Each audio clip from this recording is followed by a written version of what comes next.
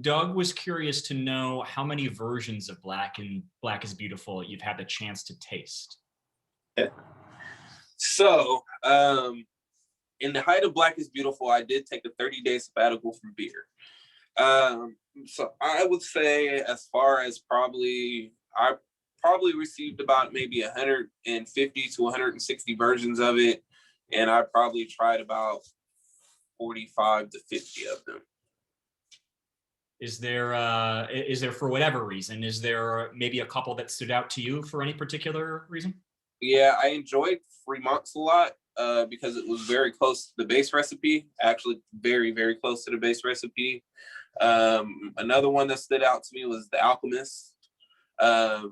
They blended the base recipe with one of their barrel-aged stouts. I thought that was a really good interpretation. Always the side project version that was released that everybody was really hyped about. That was a really good barrel-aged stout blend that they released with that.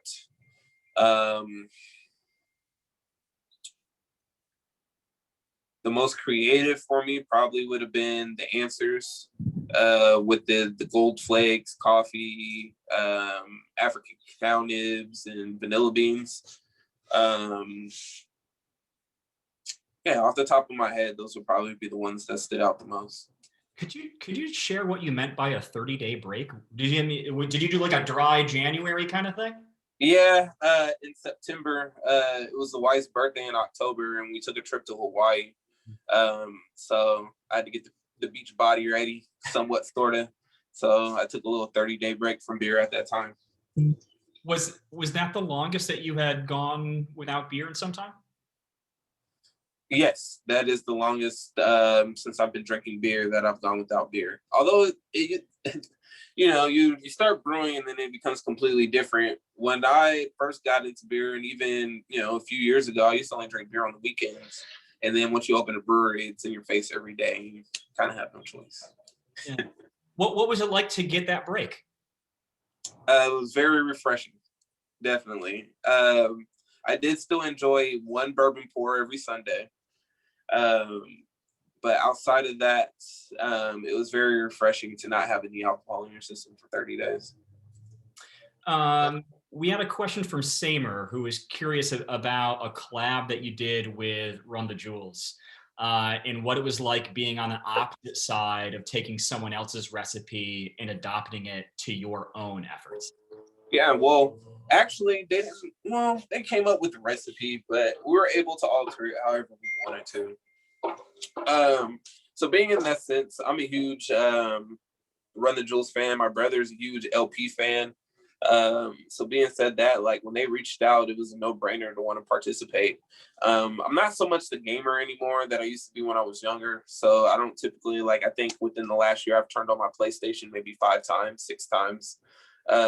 And that's more so probably to watch TV on it than anything. But outside of that, it was just an honor to be able to collaborate with a world-renowned band or group that you're actually familiar with and listen to their music. That wasn't something in my foreseeable future that I seen them reaching out for. So it was just fun and dope to be able to collaborate with them. For those of us who have not been on behind the scenes when it comes to creating and bringing collaboration beers to life, could you give some background, whether it's the example with Rhonda Jewels or maybe your conversations with other breweries, what actually happens behind the scenes from the moment that you connect to the moment that you've got something locked in to brew? Yeah, I mean, it kind of varies depending on who you're brewing with. When you start getting into brewing with some of the hype breweries and the breweries that are on the upper echelon of certain levels of their beer products, it dives into those collaborations a little bit differently. I've had collaborations where it's been, hey, show up, and then we just come up with a style of beer. Okay, you want to brew a style? What do you want to brew? Okay, what ingredients do you want to put in it? And then you go and you pretty much hang out in the tap room and drink all day while the assistants brew. And then I've had those experiences where we've collectively have put our brains together to create a recipe from scratch, for using both of our experiences, procedures, and different things like that to create one recipe and actually create a real collaboration. Choosing ingredients for it, even brewing it ourselves, and different things like that. So I mean, it can vary. Just depending on what actual brewery you're collaborating with, what you're actually making, and kind of who you're dealing with. It just, it varies. For us, I generally like to, when we invite somebody to come brew with us, I'll typically choose the style and then let them come up with the adjuncts, ingredients, and then kind of go from there. But I've had some really fun experiences and some learning experiences with some of the collaborations where I've even adopted some of the procedures that I've learned there into our own brewery. Yeah, is there, I guess, that range of camaraderie to just the in-depth process of creating something? Is there a piece of anywhere in between, or both of those things, that makes you feel most fulfilled?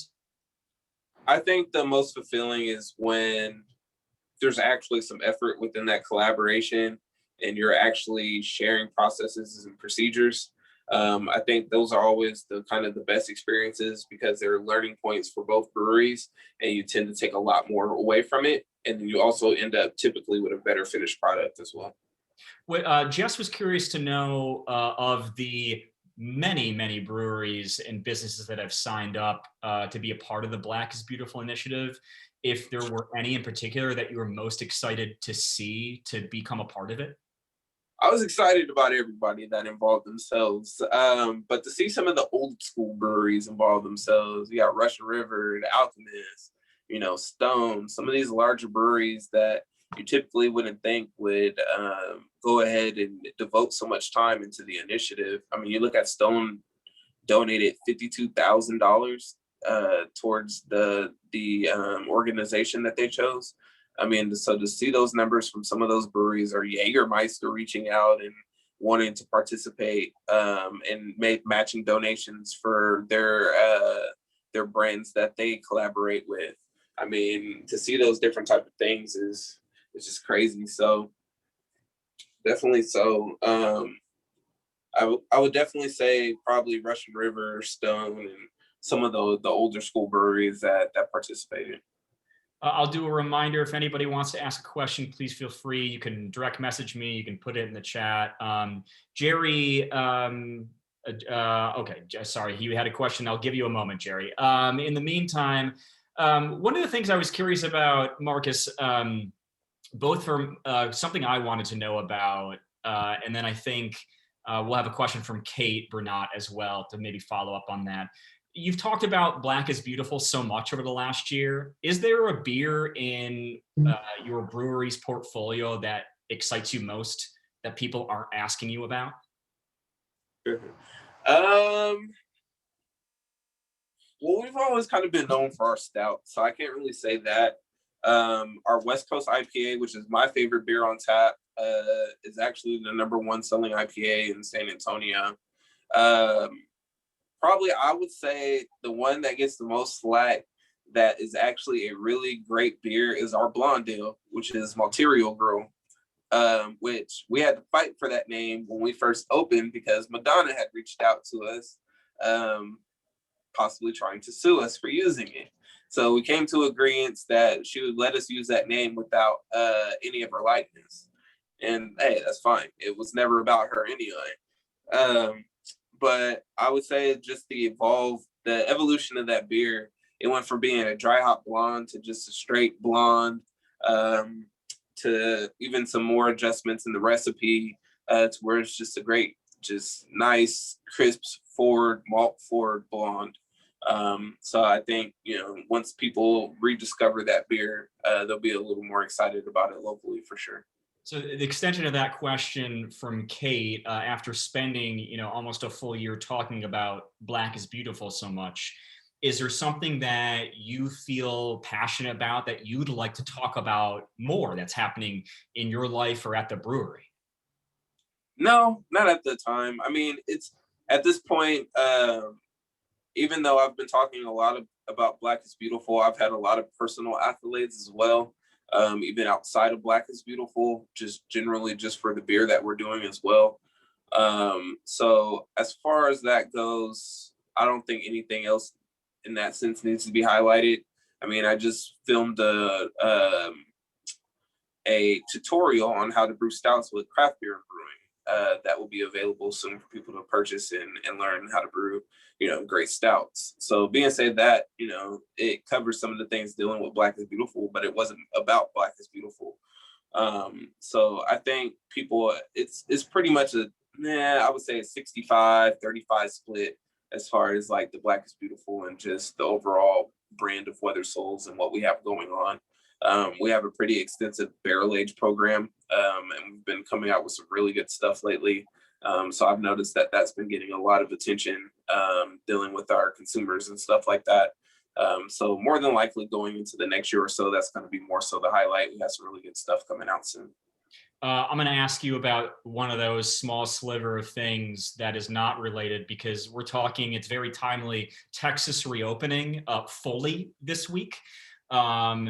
So your reaction might be a bit of a tip of the hand, because I'm curious, I'm in North Carolina, I see this, and I don't know what this means for people in Texas who have to then figure out the best way as a business owner to deal with that, to take care of your staff and your customers.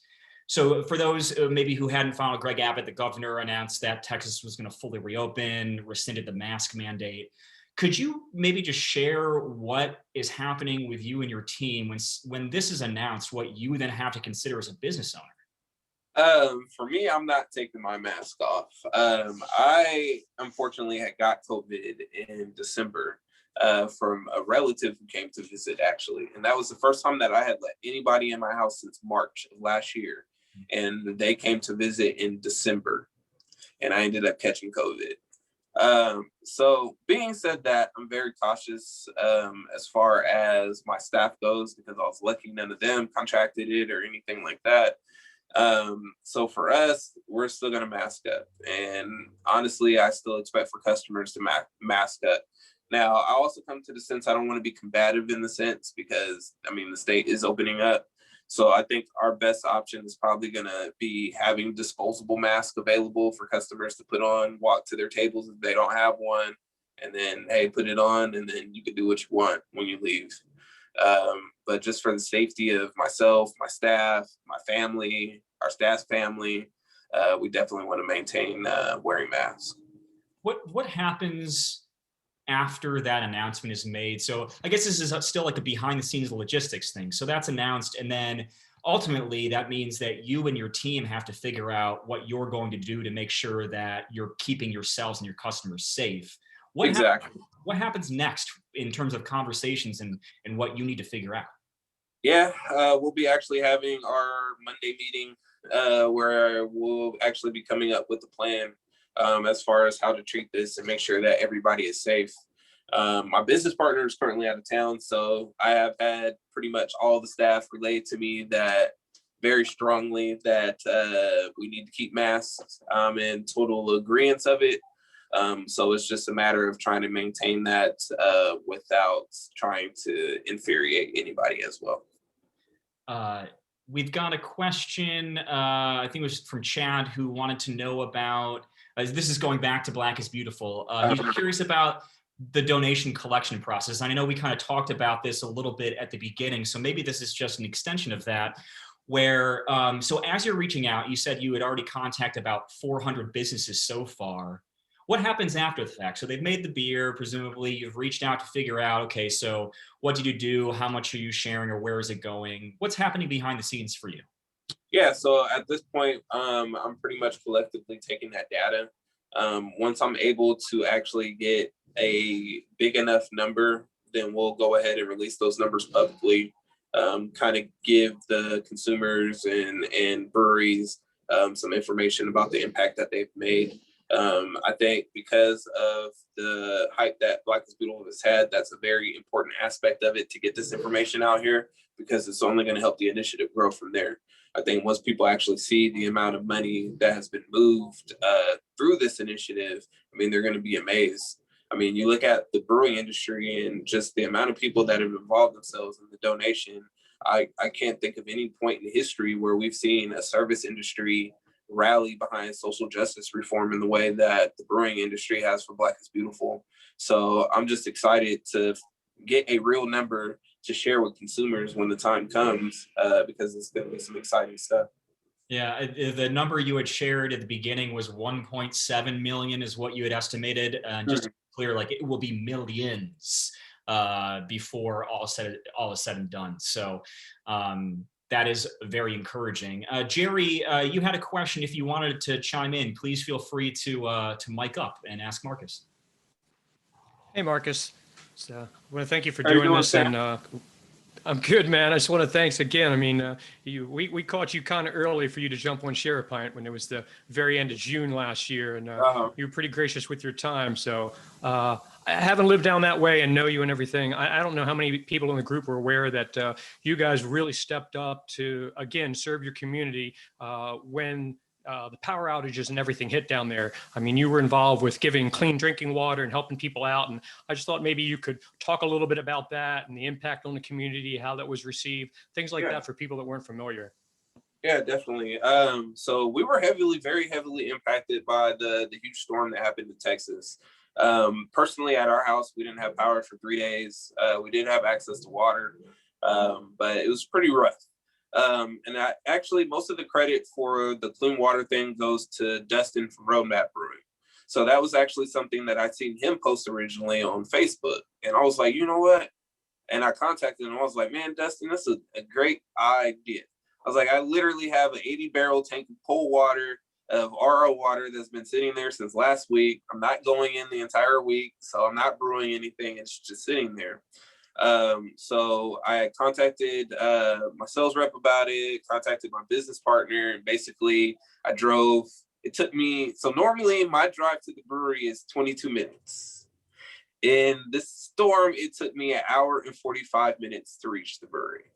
But for at this point, you know, we've made such an impact with Black is Beautiful. Like, I feel like it's important for us now to be in the forefront of supporting our communities because of the way that they supported us with the initiative. And there were so many people that even just on my personal Facebook page that I seen without water, like it was literally a no-brainer once, you know, the idea was put out there, which I wish I would have came up with it myself. But it was pretty much a no-brainer to go ahead and support the community. So we're even still giving free water now for people that are still impacted 2 weeks later. I had somebody recently come pick up some 2 days ago. So, I mean, as long as people need clean water and we have a CLT, then we're going to provide it for the people that need it. That's awesome. Marcus, so Jerry's question and what you shared, I think, raises a really interesting point that we've now kind of triangulated a little bit, that for better and worse, you have been at the center of issues related to social justice, healthcare and safety, climate change, with what we were just talking about there. Does the platform that you have and the recognition that you've rightfully earned, does that put more pressure on you to be doing more moving forward? It definitely does. It definitely does. I mean, I have a board of directors meeting for the Texas Craft Brewers Guild next week, and one of the discussions is, what are you going to do in your board position to impact change? And so that's something that I got to come up with over the weekend as far as what I'm going to do for that. So it definitely does build some pressure in the sense because you do have all these eyes on you kind of now. On top of that, I took on a lot of things on my plate. I mean, you figure the Texas Craft Brewers Guild, the Brewers Association Board of Directors. I'm on the members for the diversity committee for the Texas Craft Brewers Guild, and just turned in my application for the 100 Black Men of San Antonio, which was the organization, our beneficiary for our donations. So definitely have taken a lot of things to chew on lately, but it's all been fulfilling. So, you know, you only live one life, and I think at this point I've kind of found my calling, who I am as a person. And so at this point we're just going to ride it until the wheels fall off. That is wonderfully optimistic, and I love that. The way that you've kind of very openly talked about the growth of you as a person because of this. I'm going to ask you, we'll hang out for a few more minutes. If you have a question, please feel free to chime in. We've been very lucky to get an hour Marcus's time. So in almost everything else, we're in that 8 a.m. to 8 p.m. swing with you. So thank you. We had another question from Tara, who was curious about if you had ideas about some of the best ways for white-owned breweries to foster a more comfortable and welcoming environment for guests who are not white. It would definitely to have a very diverse staff. I mean, I would say that that's the most important thing. Being able to go into a location and see individuals like you, I think is the most important experience in the way that people are going to relate to your brewery. Now for us, like when I got into craft beer, there wasn't a lot of Black drinkers even. So I go to the brewery and me, my brother and my cousin were the only Black people in the brewery. And, you know, at that point it was kind of understandable. But in 2021, we have definitely seen a shift that a lot more people of color are into beer, just outside of Black people. So I think the most important thing is representation for sure. With that, I'm gonna hit the stop recording button.